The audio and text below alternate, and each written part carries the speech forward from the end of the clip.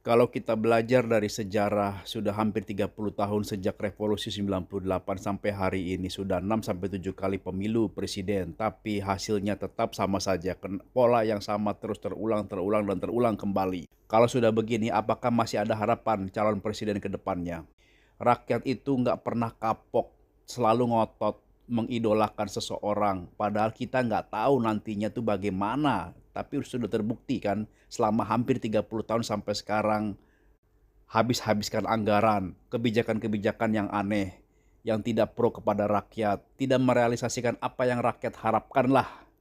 Jadi menurut saya siapapun presidennya ke depan sampai kapanpun itu hasilnya akan tetap begini-begini saja. Bahkan bisa tambah rusak lagi.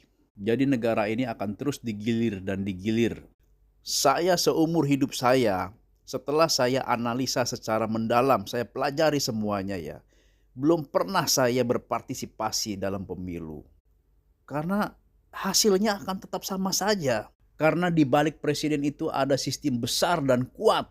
Ya, saudara-saudara sendiri tahulah sistem besar dan kuatnya itu apa. Ya, di situ ada yang namanya parpol, elit politik, ada oligarki, ada usung-mengusung, ada koalisi, ada hutang budi.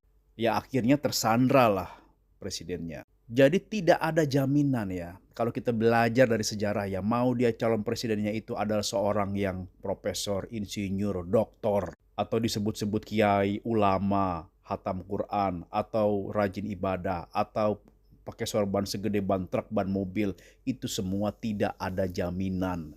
Dan semua ini menurut saya itu adalah kesalahan dari rakyat sendiri.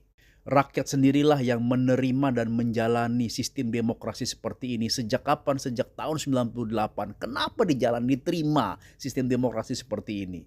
Hampir 30 tahun loh, digilir terus ini negara. Oke, satu-satunya cara solusi ya, kecuali ada calon presiden yang berani untuk memberikan garansi dan jaminan kepada negara, kepada rakyat. Jaminan itu berupa hukum mati untuk presiden dan para kabinetnya. Rame-rame dihukum mati semuanya, gantung atau tembak. Ketika calon presiden tersebut tidak menjalani sesuai dengan kontrak kerjanya, kebijakan programnya tidak menjalani sesuai dengan kebijakan program yang sudah dia tulis ya, dia dihukum mati. Dan itu disahkan oleh rakyat sendiri. Itu baru saya percaya dengan presiden itu. Tapi kalau caranya masih sama normatif seperti yang sebelumnya, aduh nggak bisa. Nah, ada nggak yang berani tokoh-tokoh sekarang yang sudah terkenal itu ya, dia kontrak hukum pidana mati untuk dirinya, presiden dan peserta kabinetnya. Bila mana dia